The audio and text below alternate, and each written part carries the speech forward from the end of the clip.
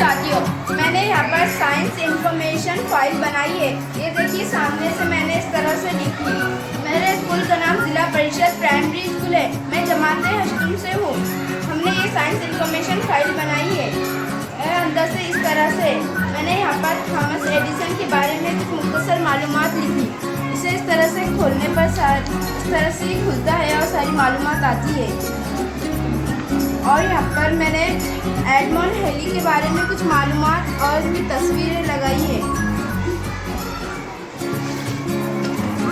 ادھر میں نے لکھا ہے الیگزینڈر گراہم بیل کے بارے میں کچھ تھوڑی سی مختصر معلومات اور جیمس واٹ کی لکھی ہے اور سر آئزیک نیوٹن کی کچھ تھوڑی سی معلومات لکھی ہے اور پیچھے سے اس طرح سے ہے. السلام علیکم اور میرے پیارے عزیز ساتھیوں، السلام علیکم. میں ضلع پریشد پرائمری اسکول گولے گاؤں کی طالبہ علم ہوں. میں جماعت ہشتم سے ہوں.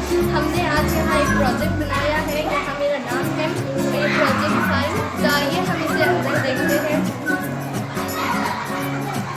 یہ قومی اور بین الاقوامی سائنسداں کی ایجادات اور ان سے متعلق مختصر معلومات. تو یہ یہاں ہے البرٹ آئنسٹائن. انہوں نے ایجاد کی اور کب تک وہ آئیے کون تھے؟